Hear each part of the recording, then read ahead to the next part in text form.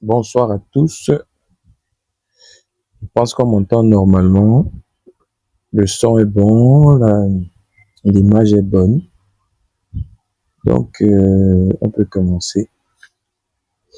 Bien, déjà, avant de commencer, j'aimerais que comment dire, on se repère un peu. Donc, déjà, chacun doit savoir où est-ce qu'on pose les questions. Si vous avez votre téléphone en face de vous, vous verrez une petite barre en bas.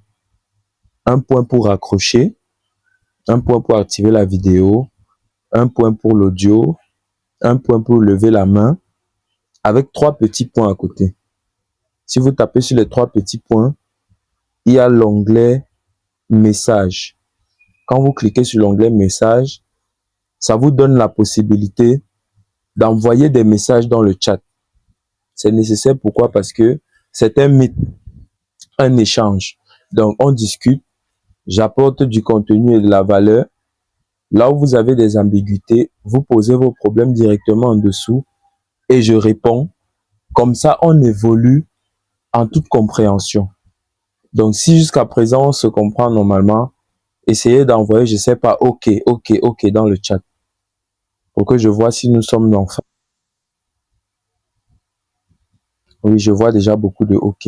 Super. Je n'ai vu que 5. Essayez d'augmenter.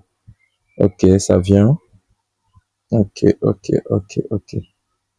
Voilà. OK, il y en a. OK, ça veut dire que nous sommes en phase. On se comprend très bien. Maintenant, on va faire un petit exercice. Étant donné que il y a des personnes de plusieurs pays, et en fonction des types de pays, en fonction du pays, je veux dire, j'aimerais que chacun me donne son pays et sa ville. Là, quand je prendrai des exemples, je serai plus explicite. Donc, il faudrait un peu que je sache quelle est la tendance des personnes qui sont présentes. S'il y a plus de Camerounais, d'Ivoiriens, etc. Donc, oui, je vois Douala, Cameroun. Je vois Yaoundé. Yaoundé. Il y a beaucoup le Cameroun quand même. Yaoundé, Douala, Congo, Brazzaville, Gabon. Waouh. Il y a aussi Kribi, Cameroun.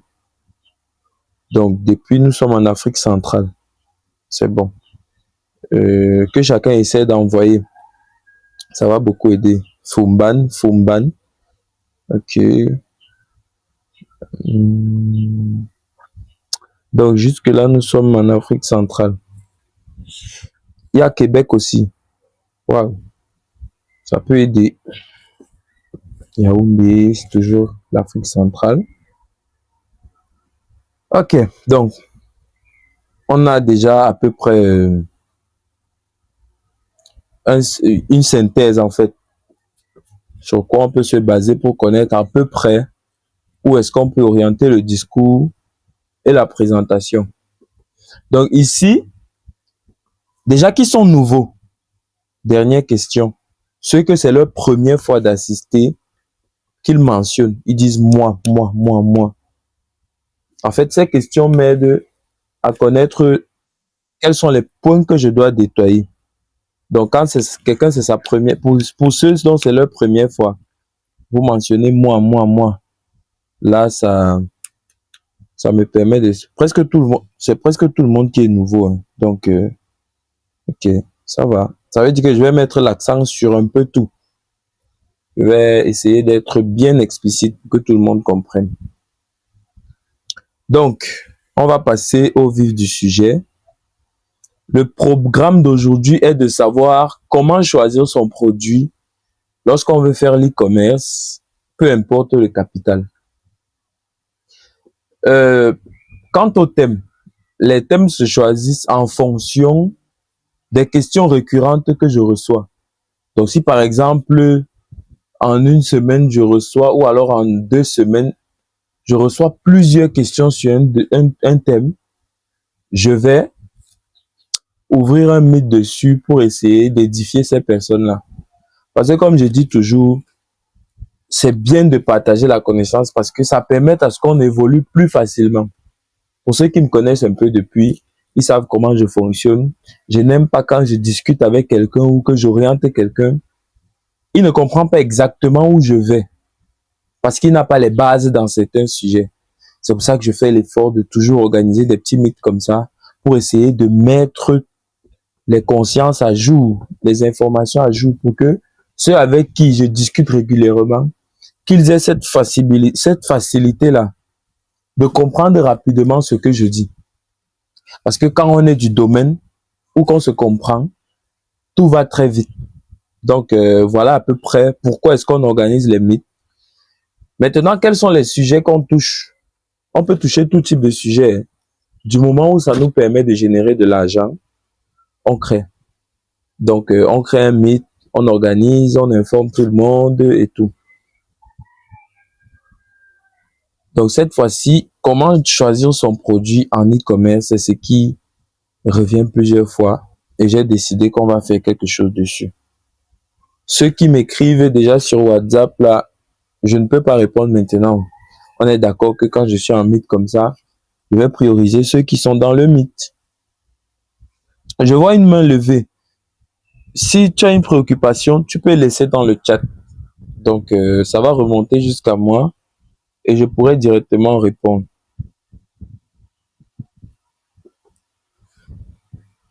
Ok. Donc, déjà, qu'est-ce qu'on va faire aujourd'hui ou qu'est-ce qu'on va voir? Étant donné qu'il y a beaucoup de personnes qui sont nouvelles, en général, il y a beaucoup de nouveaux, on va faire un sommaire, un petit briefing sur la séance d'import-export. Comment est-ce qu'on fait pour importer? Quelles sont les bases au moins que tu dois maîtriser? Ensuite, je vais détailler quelques points, notamment les groupes VIP, si possible parler de mes accompagnements, mais on va pas trop s'attarder dessus. C'est histoire de vous informer juste. Ensuite, on va parler du sujet capital pour lequel on est là. Un produit, un capital, un business. Puisque ce n'est que ça qui nous intéresse aujourd'hui. Donc, il y aura aussi des bonus. Et à la fin, je vais vous présenter un petit projet que je suis en train de mettre sur pied pour essayer d'aider ma communauté, en fait.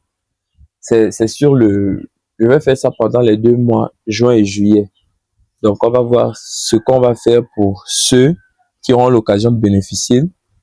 Et je pense vraiment que ça va aider. Donc,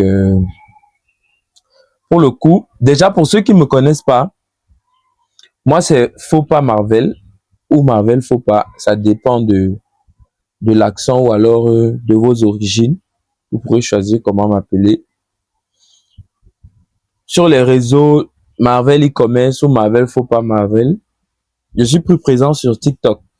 C'est vrai, j'ai commencé sur Facebook aussi, mais j'ai une plus grande communauté sur TikTok. Actuellement, on est pratiquement 60 000 et on continue d'augmenter, et ce qui est une bonne chose. C'est vrai que j'ai aussi une boutique physique, mais je n'en parle pas beaucoup sur les réseaux, puisque je me dis qu'étant donné que je veux que plusieurs personnes se lancent dans l'e-commerce, ce serait paradoxal de toujours proposer mes services via une boutique physique. Voilà pourquoi beaucoup me demandent souvent, mais Marvel, on te connaît, on connaît que tu as une boutique physique, mais tu n'en parles jamais sur Internet et tout. Non. Étant donné que je prône l'e-commerce, il ne serait pas idéal pour moi de parler régulièrement de ma boutique. Ce serait un peu contradictoire. J'apprends un domaine aux gens, mais moi-même, je ne le fais pas. Donc, voilà pourquoi. Mais peut-être, qui sait, ça changera avec le temps. On verra. Donc, côté importation maintenant, on va travailler sur importation Chine-Cameroun. C'est un domaine un peu récurrent et ce n'est plus mitigé en fait. Chacun connaît un petit mot, transitaire, fournisseur, etc. C'est sur ça qu'on va se baser pour essayer d'édifier un peu. Donc, on va chercher, étant donné que la Chine, c'est la norme, c'est mieux d'apprendre par la norme. Parce que si on prend par exemple l'importation du côté du Nigeria ou de la Turquie, c'est très différent. On connaît tous l'Afrique, on sait que en Afrique, c'est pas si organisé que ça. Donc, on ne peut pas se baser sur quelque chose qui n'est pas net pour fixer une norme. Donc, autant se baser sur quelque chose de stable, sur quelque chose qui a des normes fixes pour expliquer les bases. Maintenant, en fonction des autres pays, on pourra adapter le discours et essayer d'aider tout ce qu'on pourra. Donc, pour le coup, voici déjà les 4 étapes basiques de l'importation. Dans le groupe, j'ai laissé un lien qui détaillait à peu près comment se passe l'e-commerce et tout, mais c'est bien parfois de rappeler. Déjà, quand tu veux importer depuis la Chine, comme j'ai dit en Afrique, tout est un peu en désordre. Donc, lorsque tu veux commander en Chine, il faut te rassurer d'une chose, c'est que tu as d'abord une personne fiable ou alors un service ou un prestataire de service fiable qui pourra transiter n'importe quelle de tes marchandises de la Chine pour ton pays d'Afrique, pour ton pays en Afrique, je veux dire. Ça, c'est le tout premier point. Parce que c'est une étape très importante. Si tu n'as personne, tu vas payer. Et comment est-ce que ton colis va arriver? Gros flop, tu auras perdu tes sous. La deuxième chose, il te faudra trouver un fournisseur fiable, un agent de qualité avec qui tu vas travailler, avec qui il n'y aura pas de perte d'argent et il y aura la satisfaction de la qualité du produit. Parce qu'aujourd'hui, ce que beaucoup ignorent, c'est quoi? C'est que celui qui gère leur business, ce n'est même pas eux. Ils ne subissent que le business. Quand on parle de fournisseur fiable, beaucoup se disent juste que c'est un fournisseur qui ne t'arnaque pas ou alors qui livre toutes tes marchandises. Non. Quand on parle de fournisseur fiable, c'est quelqu'un qui te donne les meilleurs prix, qui te donne la meilleure qualité de produit dont tu as besoin et qui te livre dans les délais. Et qui te communique aussi les informations en temps et en heure dont tu auras besoin. Tous ces points sont très importants. Pourquoi? Prenez un exemple simple. Tu montes un business, peut-être, je sais pas, tu vends des téléphones ou tu vends des appareils ou alors tu vends même des cahiers ou des formats. Tu payes ton fournisseur, il ne t'arnaque pas. Mais lors de votre négociation, il avait pour ordre de te livrer dans une semaine. Et toi, tu avais déjà fait tes calculs que, ok, si peut-être je prends 800 rames de format, voilà la rentrée qui approche. S'il me livre dans une semaine, je serai dans les délais de 2 semaines pour écouler mon stock. Je veux dire, dans les délais de 70 à 80 jours pour transporter ma marchandise et j'aurai deux semaines pour ravitailler mes revendeurs en termes de rames de format. Mais au lieu d'une semaine, il fait 1 mois pour te livrer. Même si te livre quelle qualité d'article, tu es déjà fauché. Parce que tu n'es plus dans un timing parfait, parce que tu faisais dans un commerce saisonnier.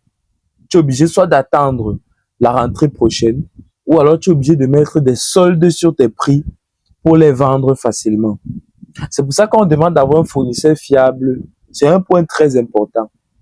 Le fournisseur fiable n'est pas toujours celui qui te donne la bonne marchandise, mais c'est celui également qui te livre à temps. Un deuxième point sur le fournisseur. Il peut te livrer à temps, mais il ne te livre pas la bonne qualité. Tu seras encore perdant au niveau du prix de revente. Parce que ce soit la bonne ou la mauvaise qualité, tu vas payer cher au niveau du transport. Tu vas te retrouver avec une mauvaise qualité, mais avec un coût de transport quasi égal à celui de la bonne qualité. Ça veut dire que question prix, ta marge de revente sera très serrée. À qui revient la faute? À toi-même. Parce que tu n'as pas un bon fournisseur. Autant de points. On va prendre un dernier point côté fournisseur. Il peut te livrer tout à temps, mais ne te donne pas les informations. Par exemple, il te livre à temps, mais ne te donne pas le numéro de suivi. On va le comprendre par la suite avec le suivi du colis. Si un fournisseur livre ta marchandise et qu'il ne te délivre pas un numéro de suivi, tu es incapable de connaître où est ta marchandise. Parce que tu ne pourras pas savoir si le transitaire de départ que tu as contacté a déjà reçu ta marchandise. Tu ne le sauras jamais. Parce que tu n'as aucune base de suivi du colis. C'est pour ça qu'en Chine ou dans des grands pays développés, il existe ce qu'on appelle des numéros de suivi. Très important. Donc voilà à peu près, lorsqu'on parle d'un fournisseur fiable, les points qu'on doit tenir en compte. Le troisième point, le paiement, c'est un point assez controversé et mitigé parce que dépendamment du degré de confiance qu'on a avec le fournisseur, il existe différents moyens. Par exemple, quand on n'a pas confiance à un fournisseur, on va chercher à effectuer le paiement via des plateformes qui ont ce qu'on appelle des assurances commerce. En anglais, en général, on dit trade d'assurance. Donc, c'est une assurance commerce de façon à ce que si le fournisseur te livre tard ou te livre de la mauvaise marchandise, tu pourras contester et recevoir un remboursement soit partiel ou total. Bien évidemment, ça dépend du type de plateforme et du type de mode de paiement que tu as utilisé. Tu peux avoir utilisé les paiements par carte bancaire. Déjà, même sur Alibaba, on a ajouté le numéro de suivi. Je vois Melvin qui demande qui donne le numéro de suivi. Dépendamment de la plateforme que tu utilises, ça peut être le fournisseur qui te donne le numéro de suivi ou alors la plateforme te donne directement. Mais si tu travailles avec un fournisseur qui n'est pas sur les plateformes, c'est lui qui doit te donner le numéro de suivi de ton colis. Donc voilà à peu près comment ça fonctionne. Sur certaines plateformes, le numéro de suivi est automatiquement actualisé sur la plateforme, mais sur d'autres, c'est le fournisseur qui doit te donner. Par exemple, si tu travailles sur WeChat avec un fournisseur, c'est comme WhatsApp chinois. Ce n'est pas une application qui est directement autorisée pour faire des transactions, mais ça facilite les négociations. Et donc, si tu effectues une transaction via WeChat, c'est le fournisseur qui te remettra le numéro de suivi. Donc, voilà à peu près. Maintenant, question paiement, comme j'ai dit, ça va dépendre de l'affinité avec le fournisseur.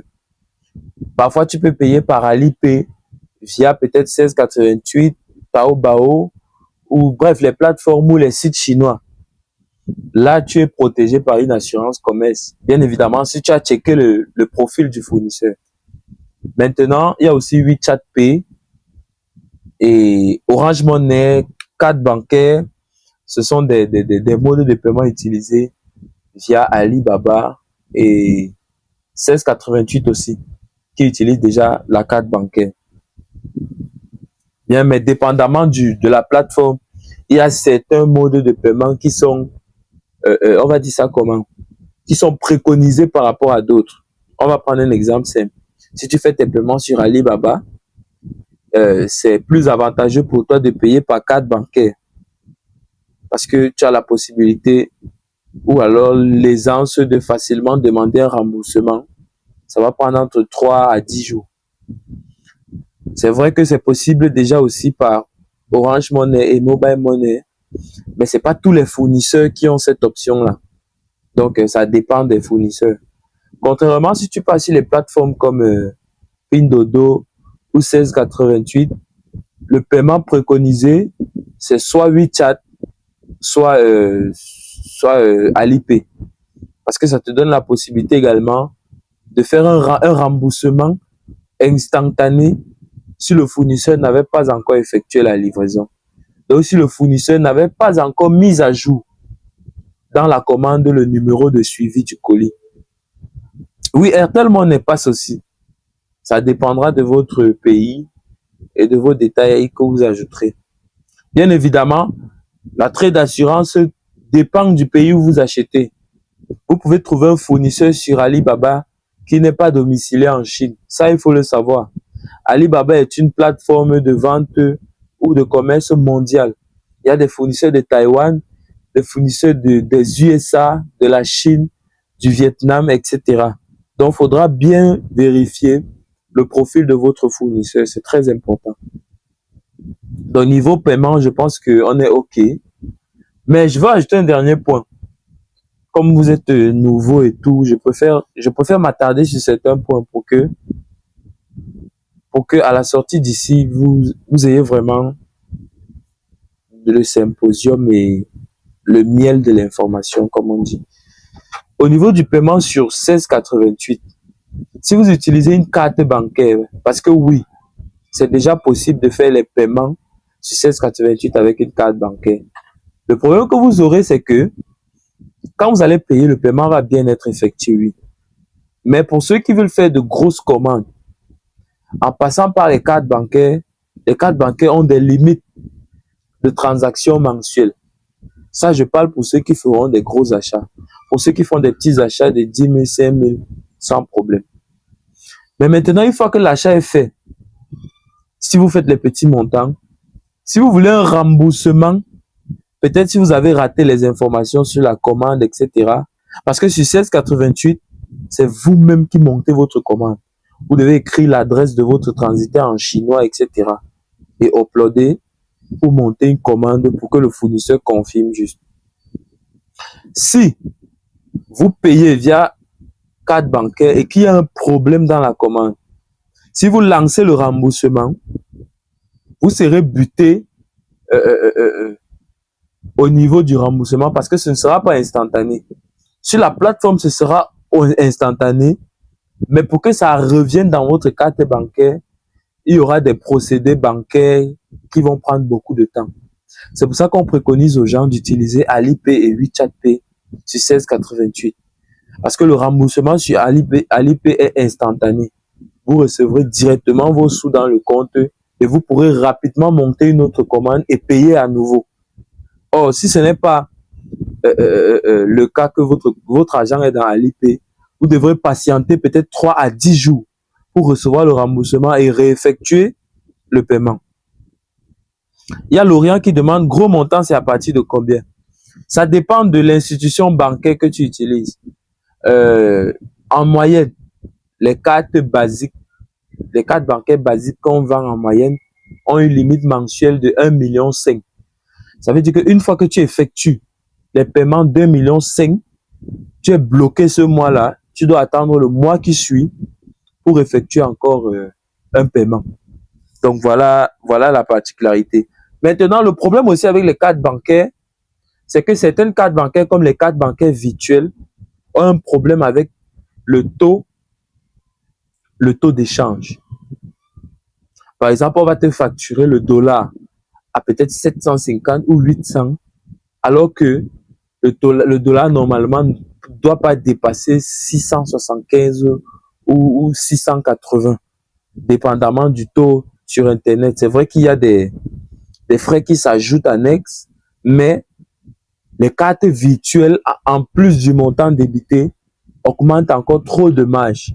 C'est pour ça que pour ceux qui aimeraient payer avec des cartes bancaires pour des petits achats, je ne vous conseille pas d'utiliser les cartes virtuelles.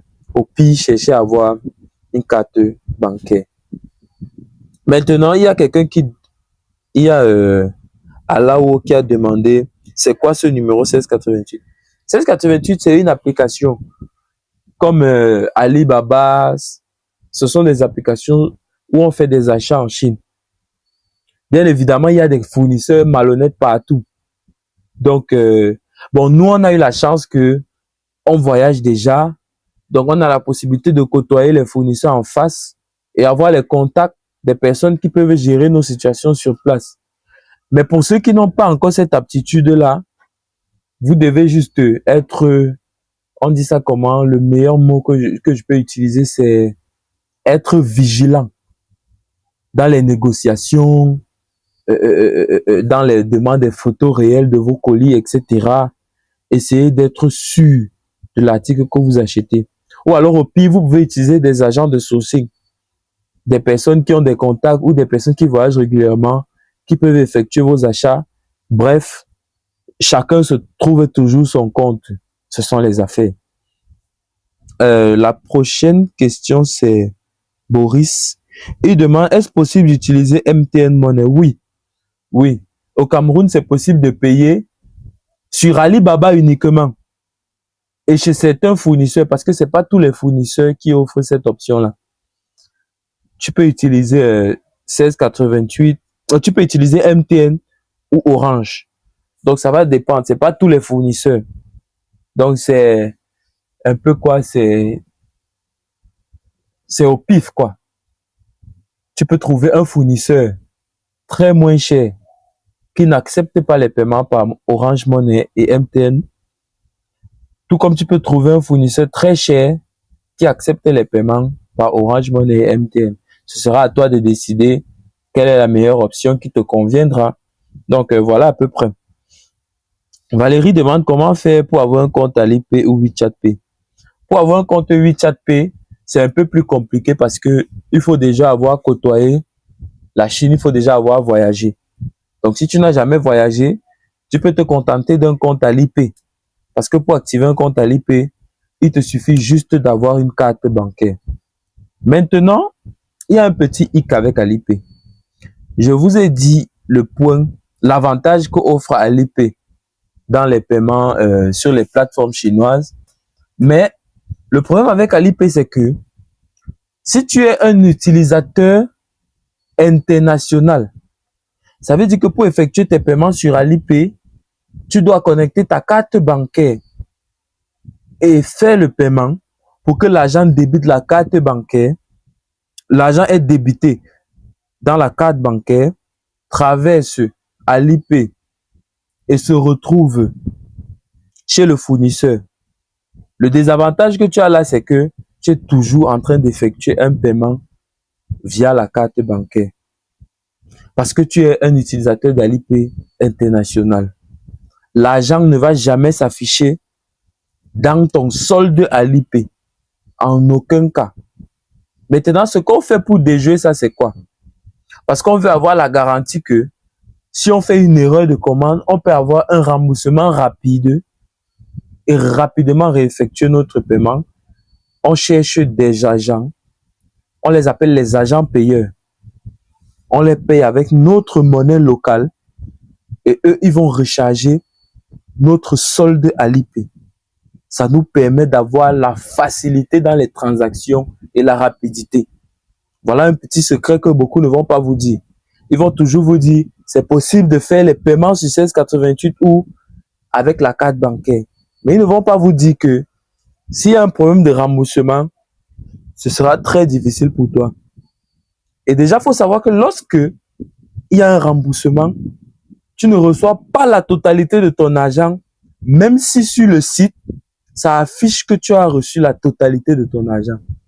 Parce qu'au moment où on te débite, ta banque va ajouter les frais de transaction sur ton paiement. Mais au moment du remboursement, ils ne vont pas te rembourser ces frais de transaction. Donc, tu peux faire un paiement de 10 000, mais lorsqu'on te rembourse, on te rembourse 9 000 ou 8 500. Imagine si tu avais fait un paiement d'1 million et quand on te rembourse 850 000. Quand c'est un petit montant, ça passe crème. Mais quand c'est un gros montant, ça se fait sentir, croyez-moi. Maintenant, ce qu'on cherche, ce sont des agents payeurs pour que eux, ils nous donnent la monnaie locale qu'on va recharger nos comptes Alipay. Et une fois que le compte Alipay est rechargé, on peut payer et être remboursé en totalité parce que le montant va rentrer sur notre solde. C'est l'avantage qu'on a de payer via le solde Alipay. Ok. Il y a quelqu'un qui a dit AliChat. Non, c'est Alipay. Comment faire pour demander un remboursement sur 1688? J'ai dit ça tout à l'heure, c'est juste un onglet. C'est comme 1680, c'est comme Alibaba. Tu vas dans ta commande, tu cliques sur l'option rembourser. Une fois que tu vas lancer, si tu n'as pas encore été livré, le remboursement va se faire automatiquement. Donc, c'est très simple là-bas. Mais vous pouvez quand même nous orienter vers de bons fournisseurs sans voyager. Oui, j'ai fait pratiquement 4 ans d'achat sur les plateformes chinoises, donc j'ai parfois de bons contacts. Mais ce que je n'aime pas souvent faire, c'est donner un contact Et quand je donne le contact, tu négocies mal avec le fournisseur et tu viens me dire que je t'ai vendu un contact de mauvaise qualité. Donc voilà le sujet ambigu qui entre souvent dans ces problèmes-là. C'est pour ça que je me rassure toujours que si je remets un contact à quelqu'un, que ce soit quelqu'un avec qui j'ai eu un accompagnement pour lui détailler exactement comment fonctionne le sourcing ou l'importation ou l'achat en Chine. Donc, comment faire pour avoir ces agents? Vous pouvez me contacter plus tard. Lorsque vous en aurez besoin, je vous donnerai les contacts ou alors je vous aiderai directement parce que ce sont des choses que parfois je fais aussi. Comment créer un compte à l'IP? Il faut juste aller sur télécharger l'application à l'IP, avoir un numéro de téléphone et un passeport. Vous suivez juste les étapes qui sont là et vous aurez votre compte créé. Comment ajouter le shipping mark sur 1688? C'est par négociation avec le fournisseur toujours. Donc, pour ça, il faut négocier il faut discuter avec le fournisseur. Et bien évidemment, éviter de trop rallonger la discussion. Parce que si tu fais une trop longue discussion, étant donné que les discussions se font uniquement en chinois, le fournisseur peut perdre le fil des idées. Parce que la traduction de Google Translate n'est pas toujours efficace. Donc, soit, ça c'est la pire des options, tu apprends le chinois, soit tu discutes plus avec des images, ou alors tu fais des petits textes qui disent brièvement ce que tu veux. Parce que si tu fais un long texte, la compréhension peut être différente. Donc voilà les petits tips qu'il faut connaître concernant l'IP 1688, etc. Maintenant, le suivi du colis. Très, très, très bon point. Nous sommes au niveau du point 4. J'espère que l'image est toujours bien visible. Parce que chez moi, je crois que tout est propre. Oui, les achats sur chaîne, c'est possible. Il y a même les ballots chaîne en Chine. Donc, c'est pas très compliqué. Hein. C'est toujours des vêtements. Le suivi du colis, quant à ce point, c'est la capacité qu'on a, malgré qu'on n'est pas en Chine, de connaître exactement où se trouve notre colis.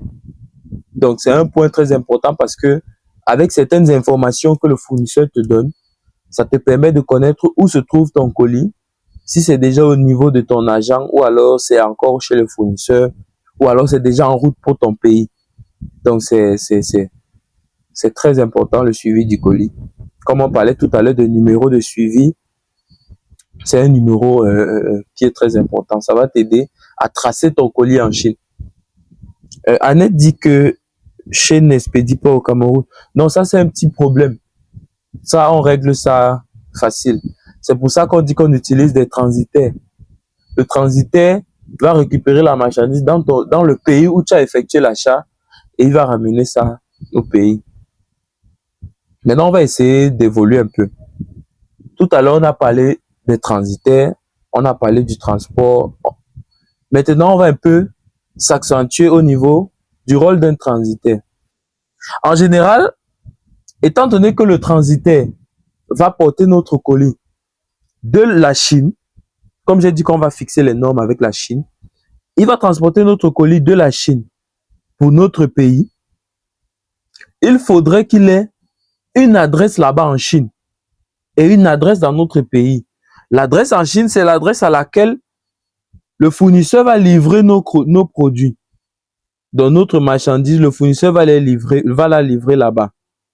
Et lui, il va transporter pour son adresse au Cameroun. C'est exactement comme ça qu'il fait.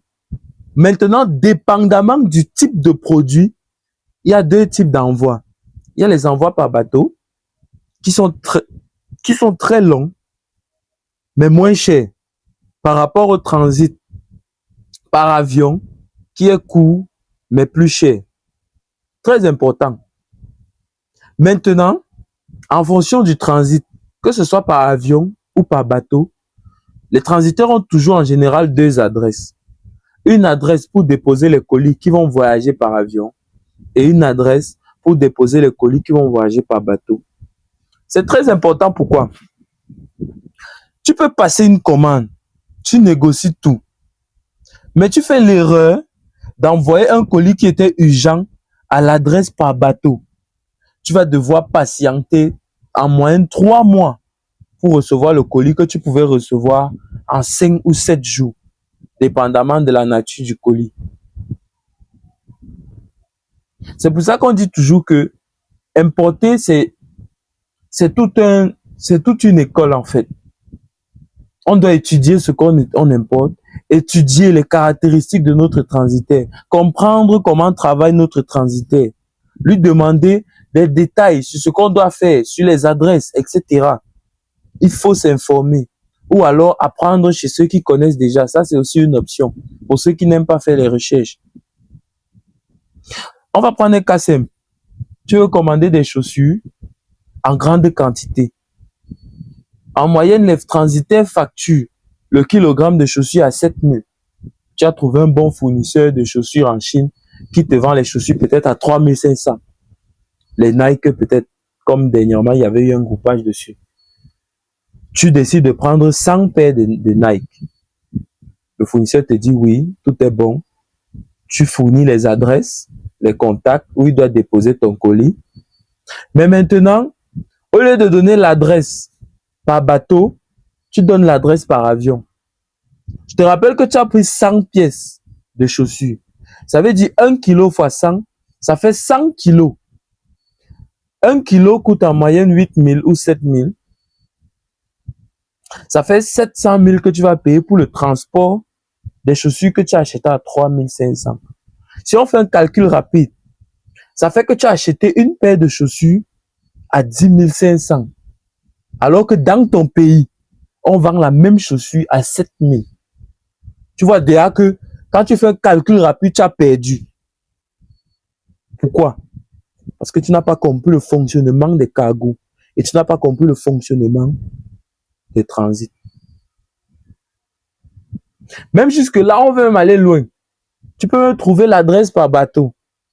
Mais tu ne connais pas comment on conditionne les chaussures avant de les envoyer par bateau. Peut-être tu ne connais pas que on ne transite pas les chaussures dans leur carton. Tu ne connais pas que on compresse les chaussures lorsqu'on veut les envoyer par bateau pour que le volume soit petit et on paye très moins cher au niveau du transport. Pour que une chaussure, le transport d'une chaussure, d'une paire de chaussures nous revienne peut-être entre 600 et 1000 francs, dépendamment des pointures qu'on a commandées. Voilà des points que vous devez apprendre ou tu dois apprendre. Parfois même on importe, on achète chez le fournisseur, on dépose chez un agent de sourcing qui va reconditionner le colis avant d'envoyer par bateau. Beaucoup ne savent pas ça.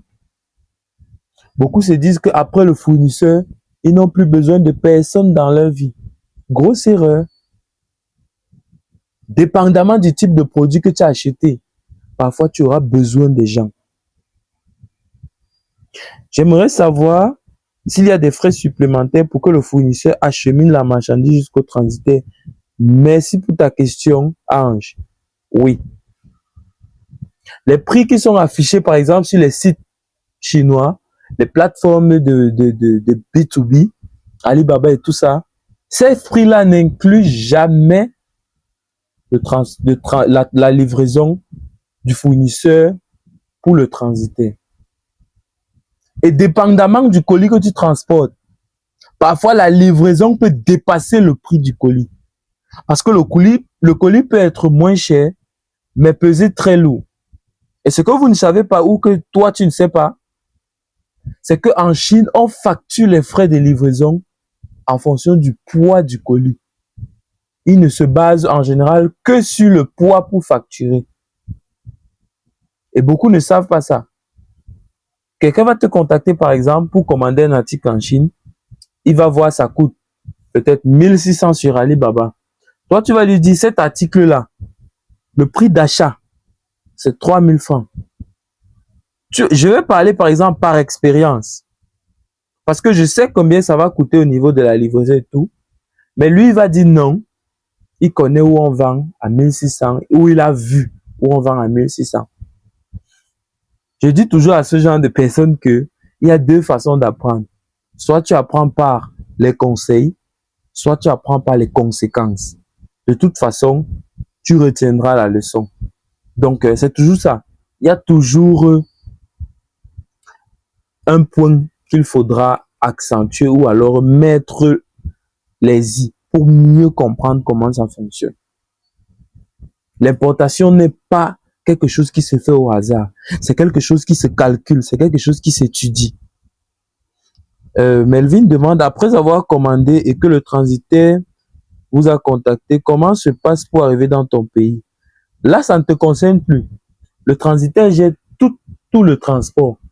Il peut utiliser les services comme FedEx, DHL, les compagnies aériennes. Là, ça ne te concerne pas. Tu fais confiance à ton transitaire, tu attends ton corps sur place. Comme on dit souvent, veuillez patienter le corps sur place. Tu attends ton colis chez toi, tu fais confiance à ton transitaire. C'est pour ça qu'on demande toujours d'avoir des transitaires de confiance. Parce que des transitaires, il y en a des masses.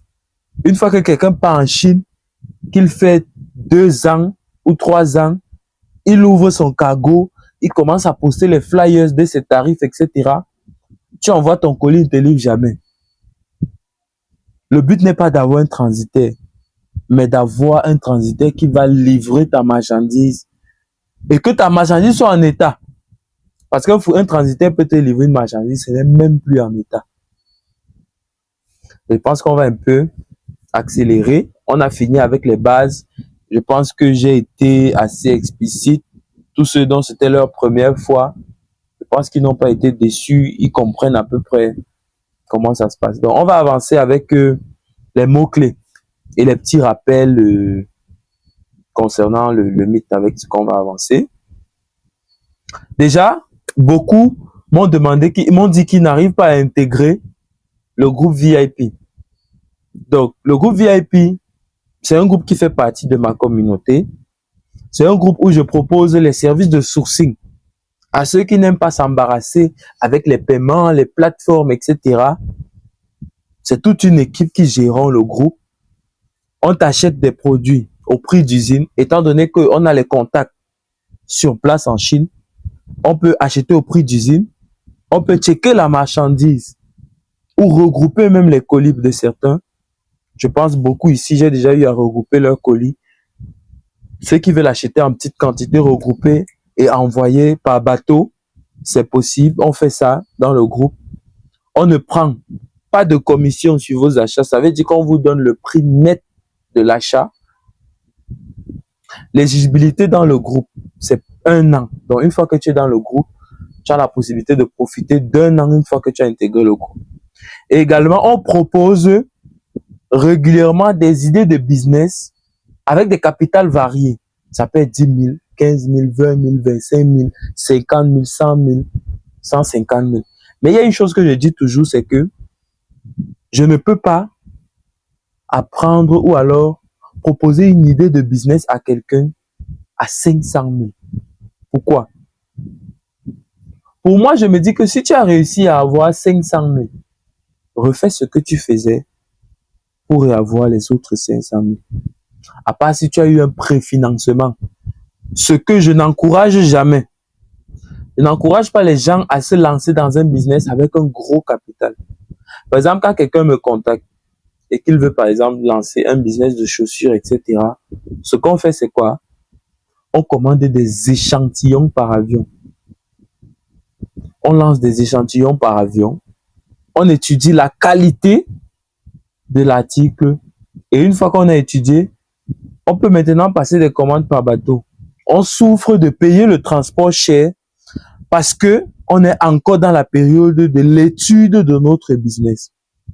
Pour intégrer le groupe VIP, c'est pas compliqué. Je pense à une époque, quand on faisait les mythes, c'était à 25 000.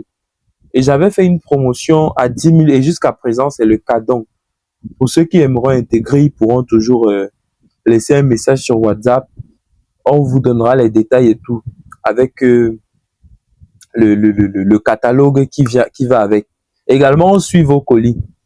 Donc, si vous avez des soucis quant à la position de votre colis, s'il est passé par nous, on a des facilités avec nos transitaires pour vous donner la position exacte du colis. Donc, également, pour le groupe VIP, quand je dis que vous allez prendre les détails, c'est que lorsque tu intègres le groupe, donc nous étions au niveau des avantages du groupe VIP. Qu'est-ce qu'on gagne à être dans le groupe VIP et etc. etc. Ok, l'écran est clean. Donc vous achetez au prix d'usine, vous n'avez aucune commission sur vos achats, vous avez 1 an d'éligibilité dans le groupe, vous avez la possibilité de proposer vos produits et on va chercher au prix d'usine et on va vous proposer les meilleurs moyens d'importer votre produit. Donc, on ne va pas seulement vous proposer des produits, vous pouvez proposer vos produits, on étudie, on vous donne les meilleures quantités minimales et les meilleurs prix d'usine. Également, on va suivre vos colis. S'il faut les regrouper, on va les regrouper. Vous donner les détails quant aux modalités, etc., etc., etc. Donc, voilà à peu près pour le groupe VIP. Ça, c'est un point où je ne voulais pas qu'on s'attarde trop. Avançons maintenant à comment trouver un produit, peu importe le capital. J'ai voulu sortir ça, pourquoi? Parce que ça va aider vraiment beaucoup. Parce que on a un peu trop vendu un rêve sur l'e-commerce que j'aimerais que ça sorte de la tête de beaucoup de personnes. En fait, beaucoup de personnes se disent que s'il commence l'e-commerce, il aura automatiquement l'argent. Et on a vendu un rêve sur les plateformes chinoises. Regardez ce produit, ça coûte seulement tel prix en Chine. Oh, sur Alibaba, c'est 200. Il faut calmer ça. Il y a tellement de produits. Pour ceux qui sont dans le groupe VIP, ils savent comment ça fonctionne. On vous donne un produit. Par la suite, là, je vais montrer quelques exemples de produits et comment est-ce qu'on fait pour calculer les quantités minimales et le mode de transit. On vous donne un produit. On vous donne la quantité minimale qui vous permet d'être équilibré en termes d'import. On vous donne le meilleur moyen de transit pour cette quantité-là. Et on vous donne les délais. Très important. Maintenant, comment est-ce qu'on va trouver un produit, peu importe le capital qu'on a? Donc, j'ai mes 5 000, j'ai mes 10 000, j'ai mes 100 000. Comment est-ce que je peux trouver le meilleur produit? La toute première étape, c'est d'évaluer le budget. Tu dois évaluer le capital qui est en ta possession et choisir la quantité que tu souhaites commercialiser, dépendamment du produit que tu auras pris. Mais à la base, il te faut un capital que tu vas risquer.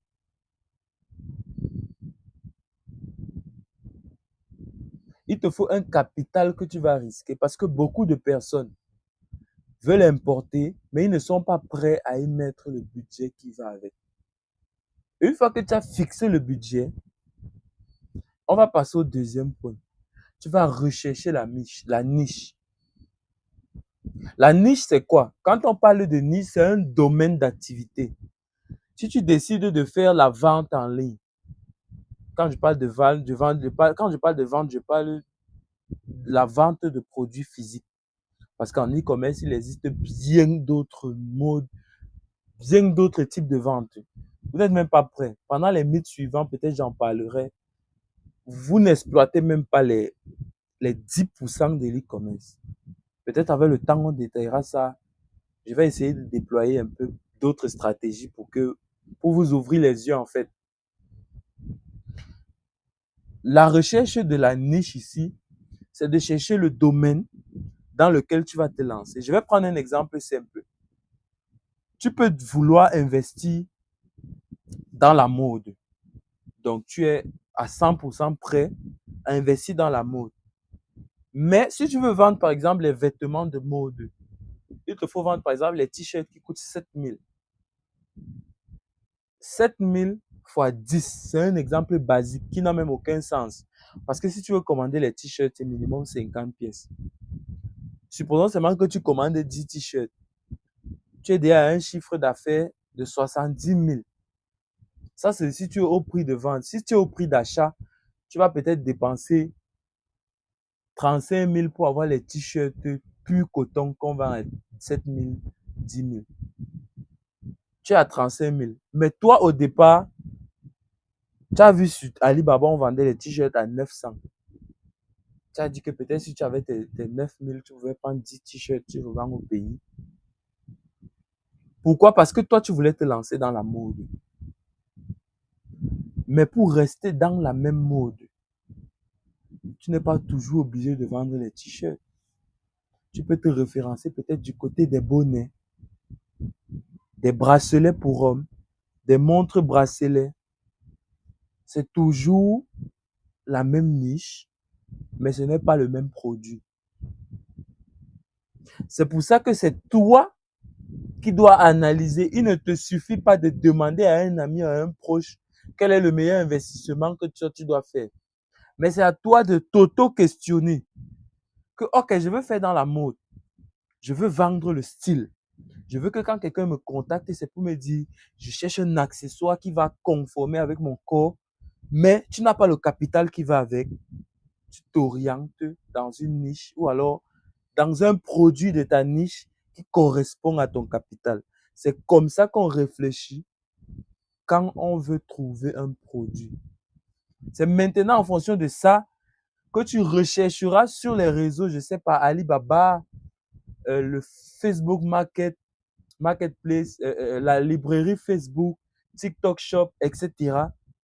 Tu pourras chercher partout là-bas pour trouver le meilleur produit avec lequel tu peux te lancer. Très important, la recherche de la niche. Très, très, très important. C'est ici que vous devez prendre des notes. Ça sont des points très importants parce que je n'aimerais pas qu'on finisse le mythe et quelqu'un revient encore me poser la question.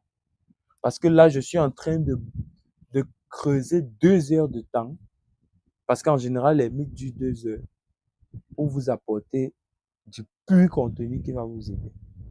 Pour ne pas qu'après, quelqu'un pose une question hors sens, hors sujet, qui n'a pas de sens. Ça, vraiment, c'est ce que je n'aime pas.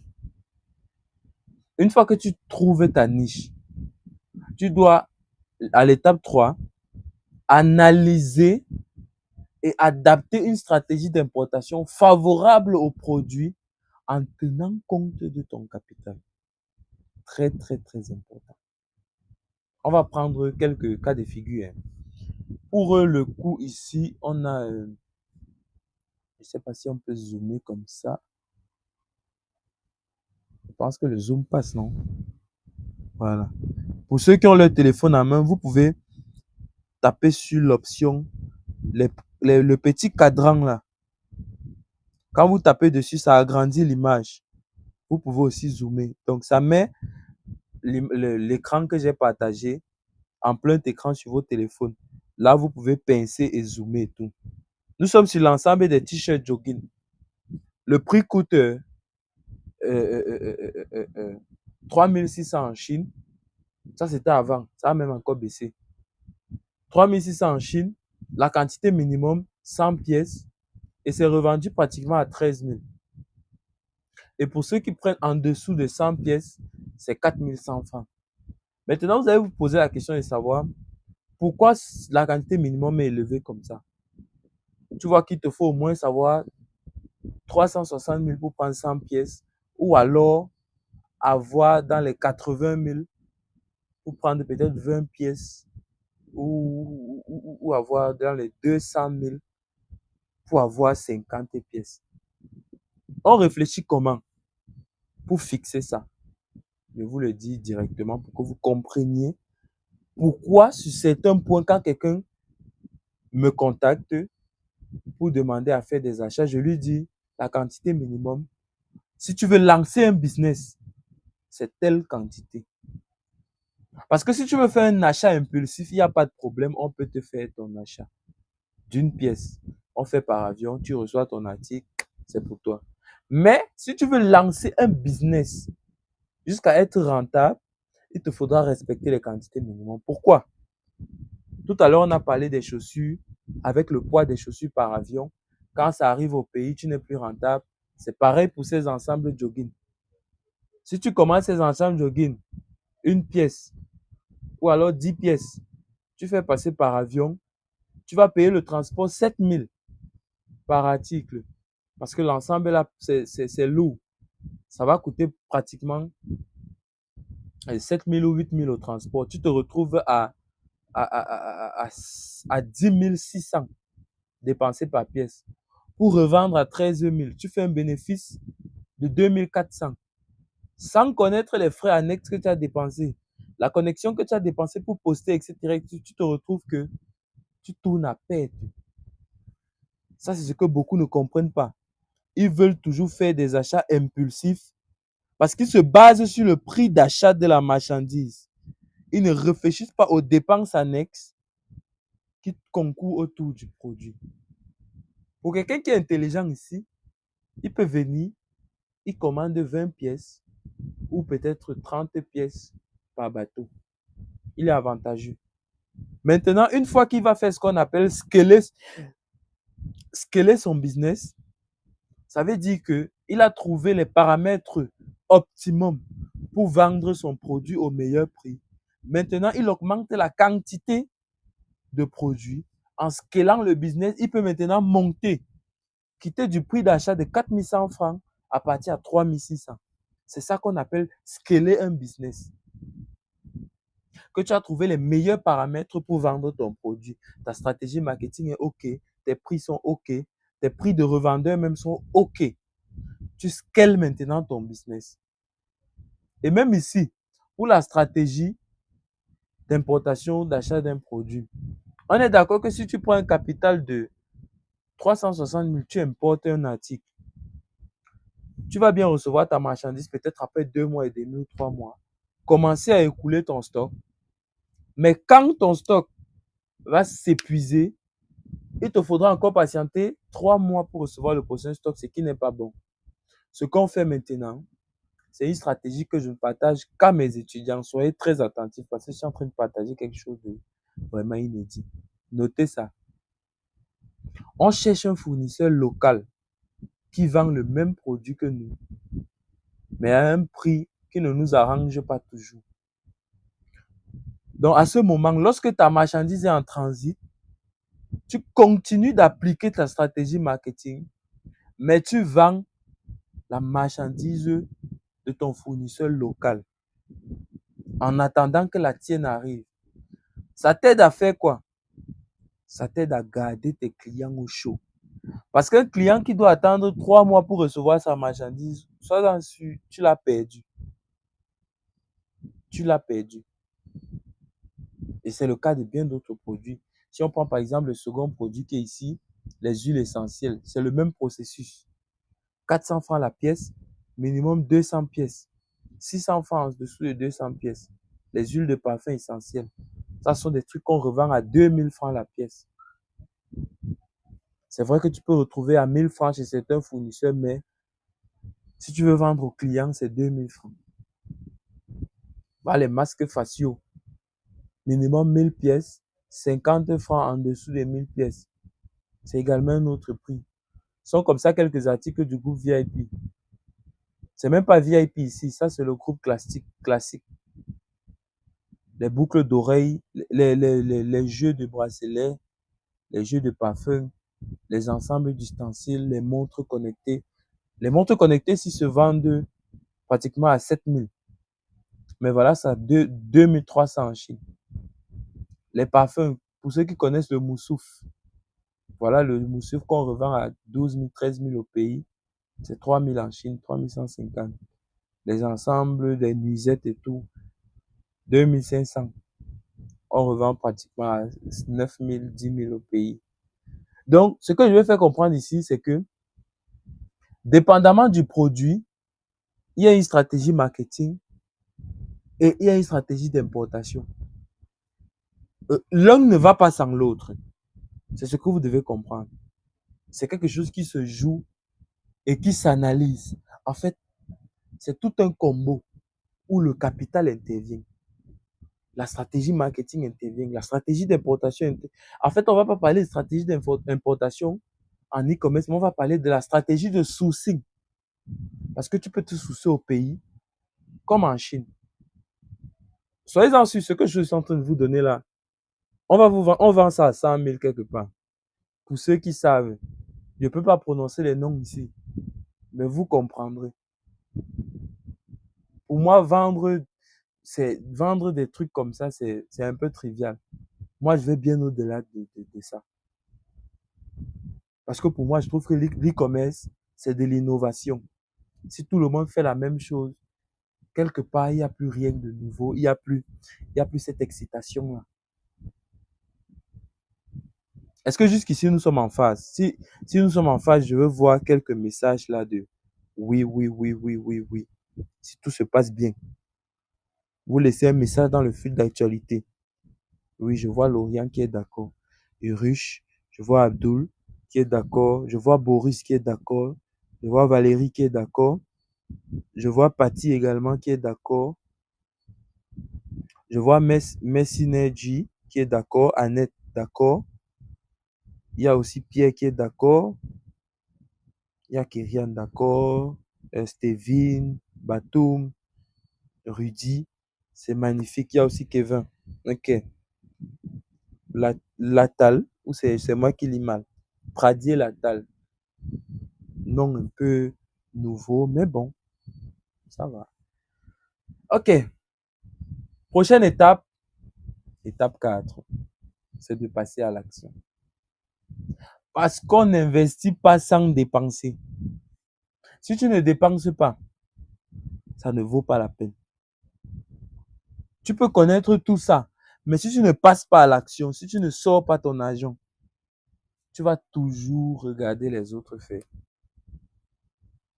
Et il y a une chose, quand vous commencez dans un business, cherchez un mentor, quelqu'un qui va vous accompagner. C'est très important, ça aide beaucoup dans les débuts. C'est même obligatoire. Si tu veux tout faire seul, je te garantis que tu vas pas faire long feu. En fait, tu vas apprendre par les conséquences. Un mentor, lui, il a déjà traversé ce que toi, tu veux traverser. Donc, il est mieux placé pour t'indiquer comment faire. Mais là, ça ne reste que mon avis. Tu es libre de faire comme bon te semble. Mais pour ma part, je trouve qu'il est toujours utile d'avoir quelqu'un qui va t'accompagner. Donc voilà à peu près sur quoi on se base pour trouver un produit à investir. Maintenant, ça c'est la partie un peu plus pratique. Chacun va donner, j'aimerais qu'on le fasse un peu en ordre. Donc ceux qui ont un capital et une niche, il met son capital et il met sa niche et ensemble on étudie le meilleur produit qu'il peut importer avec son capital et se lancer en e-commerce. Donc j'attends les propositions dans le chat et on va en discuter. Voilà. Il y a quelqu'un qui a dit 100 000 pour les chaussures. Voilà, pas seulement en e-commerce, peu importe le domaine. Il y a Abdulaziz qui a dit pas seulement dans l'e-commerce. Voilà, peu importe le domaine, c'est toujours important d'avoir un mentor. Quelqu'un qui va te guider, ça c'est très important. Bon, on va commencer avec Rudy. Rudy a dit 100 000 pour les chaussures. Pour ma part, je trouve que 100 000, c'est un capital raisonnable. Je pense que dernièrement, on a lancé le groupage sur les chaussures qui coûtaient 46 000, 30 pièces là. Tu vois qu'avec 100 000, tu peux passer ta première commande. Le temps que ça arrive, tu patientes par exemple 1 mois et demi, tu lances la deuxième commande. Comme ça, quand ton premier stock de chaussures arrive, tu commences déjà à commercialiser. Et une fois que tu as déjà commercialisé pendant 1 mois et demi, ton deuxième stock de chaussures arrive. Tu continues à commercialiser et tu recommences à lancer une autre commande. Donc 100 000 vraiment c'est suffisant. Hein. C'est suffisant pour les chaussures. C'est juste qu'il te faudra trouver un type de produit, un type de chaussures qui va en accord avec ton capital. Même jusque là, tu peux oser vendre les chaussures chères avec 100 000. Mais maintenant, tu devras faire la petite astuce que j'ai donnée avec les fournisseurs locaux. Parce que tu as déjà ciblé une chaussure qui sort très bien sur le marché, tu peux commander avec ton capital tes propres chaussures. Et pendant que ça arrive, tu vends celui d'un grossiste au pays. Et une fois que ta part arrive, tu vends ta part. Ça te permet de toujours livrer ta clientèle. Et lorsque tu vends ta marchandise, augmenter tes bordereaux ou alors on appelle ça comment, tes bénéfices de vente par chaussure. Donc, tu es à peu près gagnant-gagnant. C'est vrai que lorsque tu vends pour un grossiste au pays, tu n'es pas toujours si gagnant que ça, mais tu entretiens, tu entretiens ta relation vendeur-client. Très important. Donc, il y a Urush qui a dit les accessoires automobiles. Pour les accessoires automobiles également, ça va dépendre de quel type d'accessoires. Ce sont les très petits accessoires. Tu seras obligé de les faire venir par avion parce que tu vas les vendre en fonction de la valeur du produit ou alors de l'idée, de la valeur perçue que tu pourras vendre. Cette semaine, je pense, si tu es dans le groupe VIP, il y a un accessoire de voiture là que j'ai posté là-bas. Je pense que c'était à 4500. Ça se revend actuellement au pays à 17 000 parce que c'est un tout en un. Une veilleuse avec des câbles de 1,5 m dans la voiture pour recharger les téléphones. C'était un bon accessoire quand même.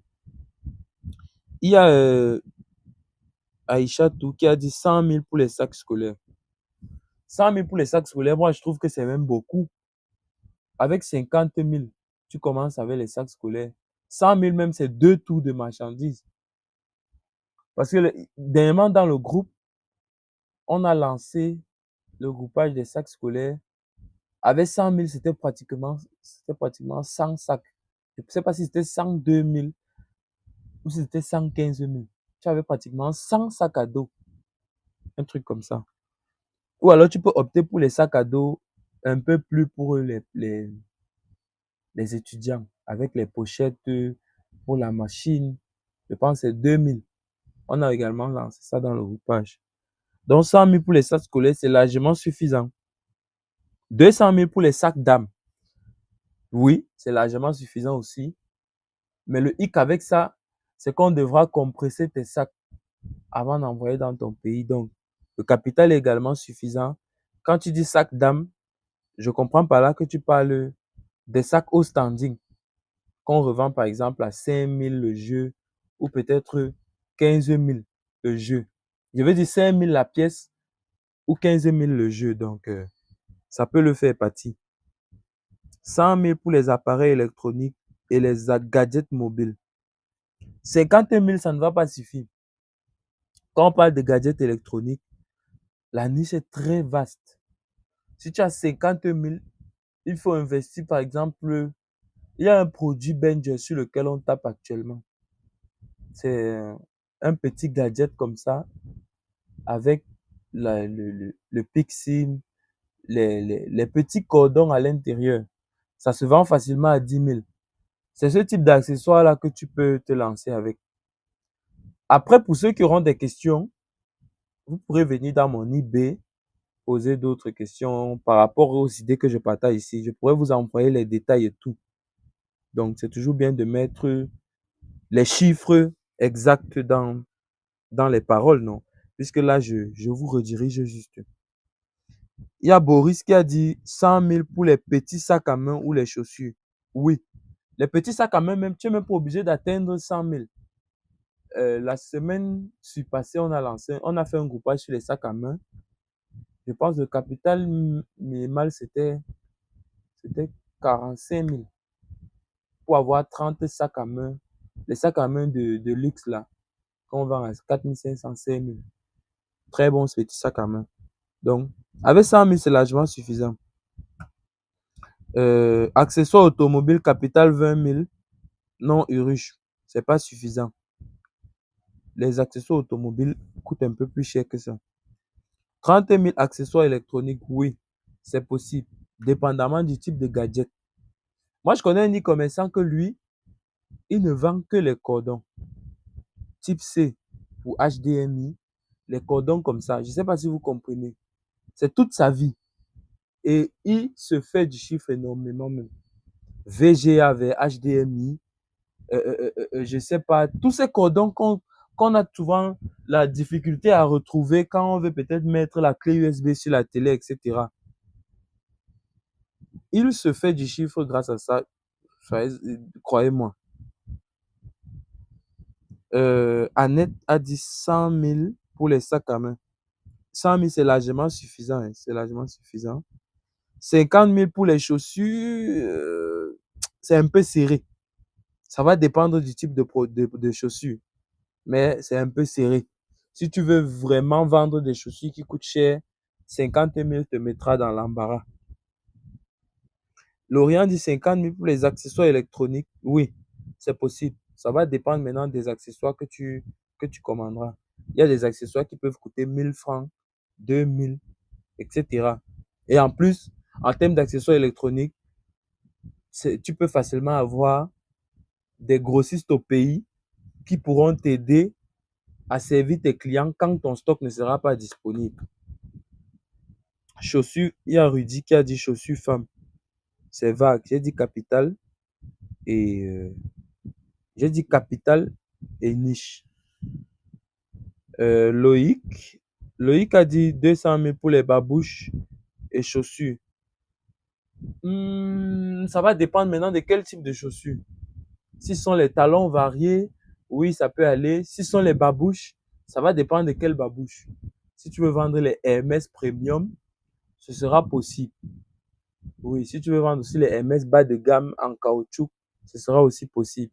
200 000, c'est largement suffisant, oui. Melvin a dit les gobelets et l'eau. Oui, on avait lancé un groupage dessus.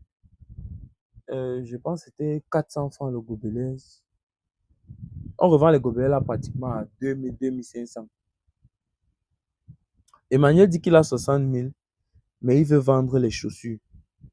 Tu vois que tu n'es pas dans une niche, mais tu es dans un article précis. Oui, là maintenant, tu seras forcé, si tu avais à tout prix vendre les chaussures, tu seras forcé de prendre un produit qui scie avec ton capital. Donc, j'ai déjà parlé des chaussures ici, non? Donc, on va avancer.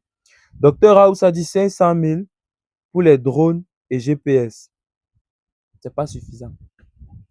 Pour avoir un bon drone, en moyenne, ça commence à 150 000 minimum. Pas les drones qu'on voit à 5 000 sur Alibaba, là, non, c'est le papillon que tu achètes là-bas. 500 000 pour les drones, je pense qu'il faut encore augmenter ton capital. Les GPS, oui. Pour les tracking de voitures, motos, 500 000, c'est largement suffisant. Mais si c'est pour les appareils GPS qu'on utilise pour les géolocalisations, c'est pas possible. Parce que ces appareils-là, ça coûte en moyenne 100 000. Le plus bas de gamme. Haut de gamme maintenant, ça va être peut-être 260 000, etc. Donc, pour les GPS et drones, 500 000, c'est pas suffisant. Mais pour un début, tu achètes, tu livres un client. Parce que là, tu seras obligé, pas que tu seras obligé, mais à cause de la valeur de ton produit, tu devras les faire passer par avion. Tu fais passer par avion, ça arrive, tu livres tes clients et ensuite tu recommences. Ce sera facile d'augmenter ton capital parce que ce sont des articles qui coûtent cher. Donc ton capital va vite monter, mais ton panier moyen ne va pas vite augmenter. Ça, c'est un point très important. Ce qu'on appelle panier moyen, c'est le prix moyen qu'un client te donne lorsqu'il effectue un achat chez toi. Ton capital va vite monter parce que tu vas acheter un drone à 150 000, tu vas vendre au pays à 250 000. Mais avec 250 000, tu ne peux pas acheter 2 drones. Or, pour qu'un drone arrive dans ton pays et que tu revendes, tu vas même faire 2 semaines ou 3 semaines. Donc, le capital va vite augmenter, mais le panier moyen ne va pas vite augmenter. Ça, c'est un truc que tu dois un peu écrire sur le papier et mettre à côté dans ton porte-monnaie parce que ça peut t'aider n'importe quand. Le jeu veut dire, lorsqu'on parle de jeu, on parle d'un ensemble. Il y a des articles, par exemple, comme les ustensiles qu'on a vu tout à l'heure là. Je vais un peu rentrer dessus. Pour ceux qui voient les ustensiles là, quand on parle d'un jeu, c'est de ça qu'on parle. Ou même les parfums. Un jeu de parfums. Ou un jeu les pyjamas pour femmes là. C'est pas trop le nom. Je suis pas trop côté femme quoi. Ensuite, après, après, après Patty, on a Lorient, il dit, le nom du gadget, c'est quoi, s'il te plaît? Laisse-moi un message WhatsApp. Je vais te montrer le gadget là. Patty dit, combien coûte la photo bout 3? Je comprends pas vraiment, hein. Les détails comme ça, vous allez poser ça en eBay. Il y a Steven qui dit que elle veut investir 100 000 dans les parapluies. Personnellement, moi, je te conseille pas d'investir ton argent pour vendre les parapluies. Cash. Il y a certains produits qu'on ne fait pas de l'e-commerce avec. Tu peux trouver même des grossistes de parapluies au pays, mais ne cherche pas à importer les parapluies. Donc, mets une croix sur ça. Si tu veux vendre les parapluies, tu peux me contacter. Je vais te chercher les contacts d'un grossiste de parapluies. Il pourra t'aider, il te donne les parapluies bon prix que tu pourras revendre. Dépendamment aussi du standing, parce qu'on sait qu'il y a parapluie et parapluie. Donc, comme la saison pluvieuse fait un peu façon là, ça peut t'aider. Donc, ensuite, il y a Aaron qui a dit 200 000 pour les sous-vêtements neufs mixtes, enfants, femmes, hommes. Aaron, la précision que tu as mis entre parenthèses là, c'est ça qui va te tuer. C'est que tu mets enfants, hommes et femmes là. Les sous-vêtements enfants, c'est un fournisseur. Les sous-vêtements femmes, c'est un autre fournisseur. Les sous-vêtements hommes, c'est encore un autre fournisseur. Quand on dit que tu cherches une niche précise là, ça veut dire que quand tu te places comme ça, tu connais exactement le client modèle qui va venir commander ta marchandise. C'est ça quand on parle d'e-commerce 3.0. Ça veut dire que tu connais exactement le client modèle que tu cherches. 200 000 pour les sous-vêtements, c'est très bon. Il y a les ensembles de... Je connais pas trop comment on appelle ça. Les trucs nus pour femmes là. Excusez-moi d'être cru, mais dans les affaires, dans le genre de domaine, il faut dire la vérité. Bref, ce sont les trucs que les femmes portent pour séduire leur mari et tout là. C'est ça les sous-vêtements. Ça se vend très cher. J'ai une amie qui vend ça. Je ne sais pas si vous êtes déjà tombé sur ça. Son nom, c'est Secret des femmes. C'est ça qu'elle vend et sa communication surtout. Ça veut dire que elle, son objectif, c'est de toucher les femmes de préférence entre peut-être 21 ans et 35 ans. Celles qui ont encore un corps qui propose quelque chose de bon. Parce qu'elle sait qu'elle va toucher ces personnes-là. C'est comme ça qu'on réfléchit dans les affaires. Il y a quelqu'un qui a dit, si j'ai 20 000 pour vendre les mèches, c'est possible. Non. Si peut-être tu veux vendre les blend air, tu vas partir acheter ça, je ne sais pas à quoi là-bas, à peut-être 10 000 ou 7 000, tu vas vendre à 16 000. Mais 20 000, ce n'est pas suffisant pour vendre les mèches. Même pour importer les mèches, même 20 000, même quelqu'un qui a 500 000, moi, je ne le conseille pas d'investir dans les mèches. Il cherche les grossistes au pays. En fait, il y a les marchés qu'on appelle les marchés contrôlés.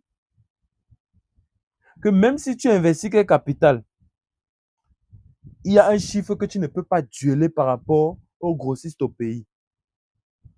Et beaucoup de personnes ne comprennent pas ça. Beaucoup sont pressés d'acheter sans connaître, identifier un marché contrôlé. Et les seules personnes qui peuvent te parler des marchés contrôlés, ce sont les mentors. Quand je dis toujours que dans un business, tu dois avoir un mentor. Tu veux peut-être te lancer dans un domaine. Ton mentor va te dire, laisse ça, c'est un marché contrôlé. Même si tu importes, tu ne seras pas bénéfique. Récemment, il y a une dame qui m'a contacté. Elle voulait importer les couches. les couches pour bébé. Les couches pour bébé au Cameroun, par exemple, parce que je sais qu'il y a beaucoup de Camerounais et personnes de l'Afrique centrale, c'est un marché contrôlé. Tu importes les couches, tu ne seras pas rentable. Même si tu as acheté la couche là-bas à 1 franc, tu ne seras pas rentable. C'est un peu ça que je veux vous faire comprendre que il y a certains domaines où c'est mieux de se soucier au pays ou alors de chercher les bons contacts que de chercher à importer. Le but ici n'est pas d'acheter en Chine. J'ai tout dit ça. Le e-commerce, ce n'est pas acheter en Chine. Ne voyez pas les réseaux vous mentir en disant je suis e-commerçant, j'ai acheté en Chine, je suis e-commerçant. Jamais de la vie. Achète tes choses en Chine. Tu libères un peu l'espace de nos têtes. Parce qu'acheter en Chine n'est pas être un e-commerçant. Tu connais acheter. Tu n'es pas différent de quelqu'un qui achète son bouquet Canal+. Parce que vous deux, vous faites un paiement en ligne, c'est tout.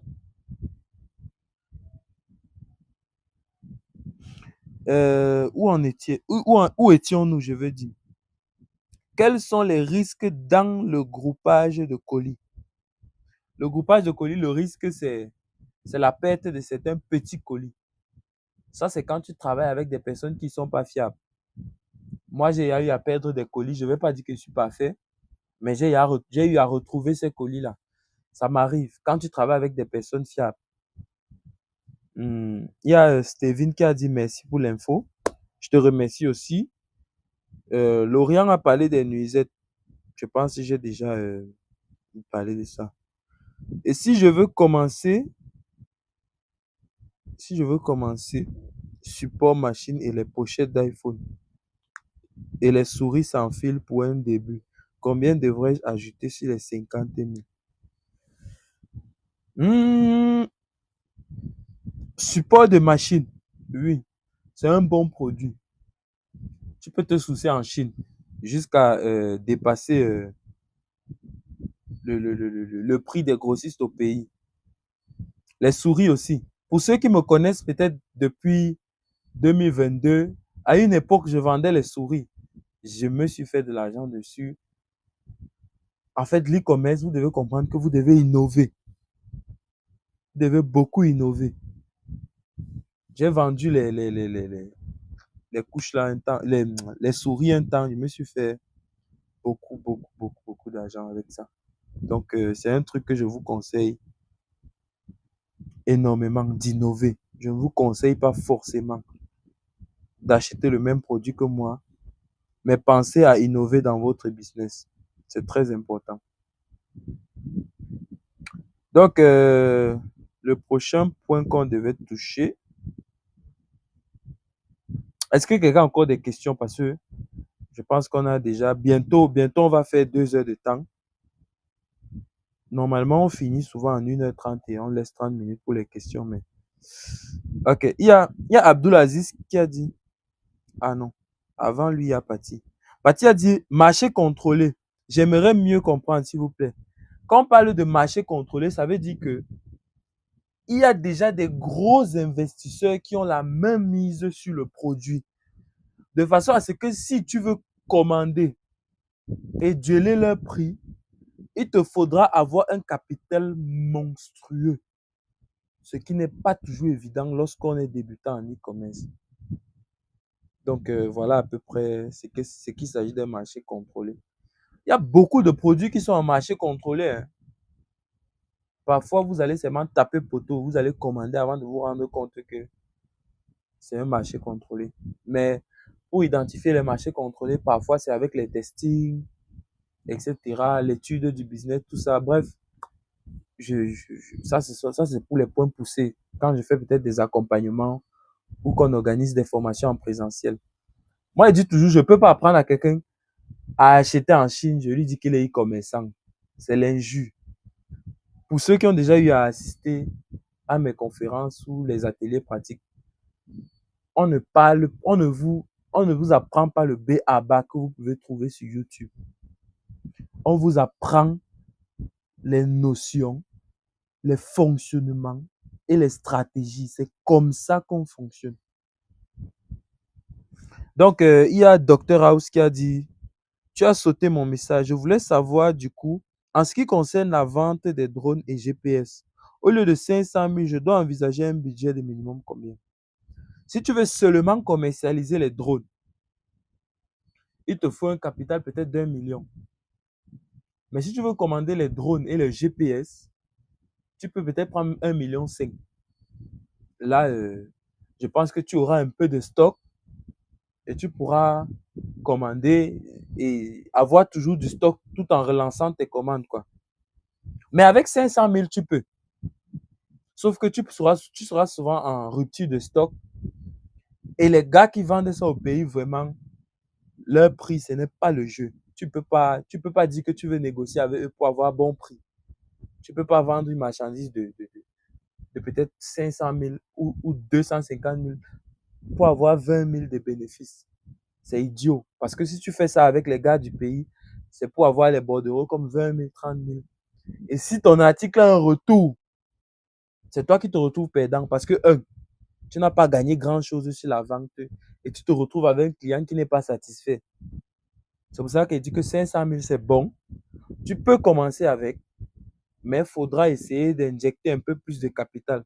Parce que comme était dit, ton panier moyen ne va pas vite monter. Donc, Abdulaziz demande, qu'en est-il des petits jus de parfum de poche? Mais on en avait déjà parlé de ça dans le groupe. C'était 200, 100, 150, quelque chose comme ça. C'est un truc qu'il faut importer par bateau parce que ça vient dans le verre, ça vient d'un emballage en verre. Loïc dit que pour les disques durs externes portatifs, avec quel budget? Dépendam- Dépendamment maintenant de la capacité des disques durs, on peut être même dans un capital même de 100 000, 150 000. C'est largement suffisant parce que tu pourras varier les capacités et tout. Disque dur externe. Tu pourras acheter le disque dur simple et acheter la coque ici au pays. On met juste dans la boîte. Donc, c'est largement suffisant. Sur cette question, quel type de drone et quel type de GPS? Non, tu ne peux pas commander le GPS DJI avec un capital d'1 million. C'est non, non, non. Moi, je parle pour un type de produit moyen d'utilisation quotidienne. C'est pas tout le monde qui utilise le drone DJI. Ça, c'est un peu comme si tu demandais quel est le capital pour se lancer si on veut vendre uniquement les 14 Pro Max ou les 16 Pro Max. Quelqu'un qui vend les 16 Pro Max, il ne vend pas ça tous les jours. Hein. Moi, j'ai une boutique de téléphone et soyez-en sûrs, le 16 Pro Max ne sort pas tous les... Ça peut faire 5 mois comme ça déposé, personne n'achète. Donc, quand vous débutez dans un business, cherchez d'abord à prendre ce que vous allez facilement revendre. C'est une fois que vous avez déjà une communauté que vous cherchez maintenant des articles chers pour avoir le nom. Donc, voilà le petit jeu qu'il y a. Rudy demande s'il est possible de connaître le prix de son colis sans que le fournisseur ne nous envoie les dimensions du carton. Pas vraiment. Si on a déjà côtoyé le produit en main, oui, c'est possible. Mais si on n'a jamais côtoyé le produit, il faudra que le fournisseur te donne les détails pour te faciliter la tâche. Parce que je ne sais pas pourquoi tu vas chercher à commander sans ne pas lui demander, parce que c'est toi qui paies. Les appareils électroniques tels que les ordinateurs, les téléphones, achetés en Chine, sont-ils paramétrés en chinois? Non. Lorsqu'on commande, on précise qu'on veut des modèles qui vont être utilisés à l'extérieur de la Chine. Le fournisseur paramètre tout, de façon à ce que lorsque tu reçois l'ordinateur, c'est déjà optimal à l'utilisation de ton pays. Donc, il y a souvent des questions comme ça. Le fournisseur va te demander c'est pour utiliser dans quel pays, etc. Ce sont des... En fait, c'est pour ça que j'insiste toujours sur le fait que il faut connaître le produit que tu veux vendre. Parce qu'il y a des questions que le fournisseur pose. Si tu ne connais pas toi-même ton produit, il va te livrer quelque chose, tu vas dire qu'il est un arnaqueur. Et beaucoup sont comme ça sur les réseaux. Le fournisseur m'a arnaqué. Pourtant, on lui posait les questions là-bas, il ne connaissait pas comment répondre. Il accuse le fournisseur, il accuse la Chine. Donc voilà, voilà à peu près le... Bon, maintenant, question bonus. Histoire de raconter un peu tout ça, de fermer la page parce qu'il est déjà 20 heures. 2 heures déjà, c'est beaucoup. Je pense qu'on a assez travaillé. Question bonus. J'ai dit que pour 4 personnes, ils auront l'accès au groupe de 2000 francs aujourd'hui. C'est vrai que le groupe, je n'ajoute même plus les gens dedans. Parce que je préfère que les gens intègrent le groupe VIP. Pour ceux qui seront intéressés, vous faites la capture d'écran de ceci. Vous me contactez sur WhatsApp. Vous envoyez ceci pour que je sois sûr que vous venez du Meet. Si ce n'est pas le cas, si peut-être je fournis un enregistrement de ce Meet-ci, ce ne sera pas pour ceux qui n'étaient pas là. Parce que je ne sais pas si je vais enregistrer pour envoyer sur, sur YouTube. Là, je vais laisser un lien pour ceux qui n'ont pas pu assister au Meet. Ils pourront profiter. Donc, c'est à peu près ça. Maintenant, je vais faire quelque chose pour 20 000, pour 20 personnes. Je vais faire un accompagnement mensuel que normalement je fais à 40 000, à 49 000. Je vais le faire gratuitement. Je visiterai même ces personnes-là chez eux. Donc, histoire de me rapprocher de ma communauté. Parce que nous sommes déjà pratiquement 60 000 personnes. Je pense que il faut que on commence en fait, que je me rapproche de ma communauté pour qu'on puisse, en fait, pour qu'on ait des liens un peu plus solides. Moi, je trouve que j'ai 60 000 personnes.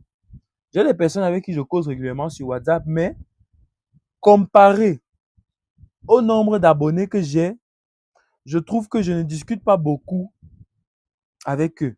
Donc, pour ceux qui sont loin, j'ai déjà des alternatives.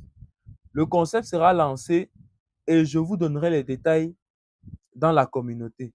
Vous voyez que je prends la peine même d'informer tout le monde en eBay qu'il y a un atelier, qu'il y a un mythe, etc. Parce que je veux vraiment que tout le monde soit en phase avec moi. Donc, je vais rendre visite je vais prendre 10 personnes à Yaoundé, 10 personnes à Douala. On va travailler, on va faire du contenu. Ce sera gratuit. Ne vous inquiétez pas. Les paramètres, les détails, je vais monter et vous expliquer progressivement. On va avancer ensemble. Dans les jours à venir sur TikTok, je vais tout détailler ça. Donc, vous aurez le temps de prendre conscience de ça. C'était ces deux petits bonus-là que je partageais aujourd'hui. Donc, merci vraiment pour la soirée. Ça a été un échange productif. Et pour Fumban, on arrivera. Je pense même que après, après le tout-ci, on va essayer d'aller au Gabon parce que j'ai une très forte communauté au Gabon. Ça, je vais pas mentir. J'ai beaucoup de personnes au Gabon. Après le Gabon, si je vois que le projet et le concept portent ses fruits, peut-être je vais aller, peut-être après le Gabon, je pense plus à la Côte d'Ivoire ou bref, à l'Afrique de l'Ouest. Donc, c'est un peu ça. Bref, on va voir, on va s'accorder en fonction des personnes qui seront là et de l'évolution du projet, bien sûr. Donc, c'est un truc qui me porte à cœur et j'ai vraiment envie de me rapprocher de ma communauté. Ça m'aide beaucoup. Pour ceux qui connaissent ma boutique, ils me rendent souvent visite. Ça fait plaisir de mettre des visages derrière des numéros.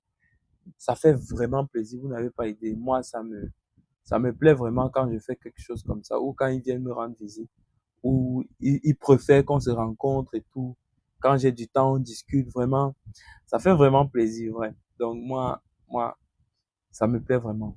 Donc, je pense que nous sommes déjà à 20 heures. On a vraiment profité de, de notre échange. Personnellement, moi, j'ai aimé. On a beaucoup discuté. Madame Mathilde, voici Madame Mathilde ici qui me suit depuis le Burkina Faso. J'ai déjà eu à travailler avec elle. Dites-vous que elle m'avait proposé même des transitaires de très bonne qualité. Un transitaire Burkina. Jusqu'aujourd'hui, j'utilise ce transitaire-là. Pourtant, au départ, je ne voulais même pas travailler avec elle parce que je n'avais pas de transitaire fiable. Elle a cherché un transitaire fiable dans son pays et elle m'a demandé de l'utiliser. Imaginez le degré de confiance qu'elle avait envers moi. Donc, j'ai beaucoup apprécié ça. J'aimerais vous rendre visite à la boutique. Pour le coup, pour ceux qui savent, je suis constamment en déplacement. Donc, la boutique, il y a déjà des personnes qui gèrent la boutique et tout, des gens qui sont sur place. Donc, je ne suis pas toujours présent, mais quand je suis là, j'informe. Donc, je prends la peine de mettre ma communauté au courant. Donc, merci vraiment pour l'échange qu'on a eu ce soir. Je vais ouvrir le groupe et chacun va donner ses impressions. On va un peu discuter et après, je vais refermer. Vous savez, un groupe comme ça, si c'est ouvert, tout le monde va vouloir balancer ses messages. Ça va créer du désordre. Pour ceux qui me suivent depuis, quand j'ouvrais souvent le groupe, il y avait des gens qui laissaient des messages pour troubler l'ordre et tout. C'est pour ça que j'avais fermé. Sinon, avant, le groupe était ouvert. Tout le monde pouvait parler et tout. Donc, merci beaucoup pour la soirée. J'ai vraiment aimé ce qu'on a fait ce soir. Quand je travaille comme ça, je suis content aussi parce que ça me permet de me libérer. Ça va faire ce que j'ai instruit de nouvelles personnes. Quand on va discuter, essayer de travailler pour monter des projets, ce sera plus aisé. Donc, vous passez une très bonne soirée. On se retrouve dans le groupe. On va essayer un peu de papoter. Et à tout à l'heure, je dirais.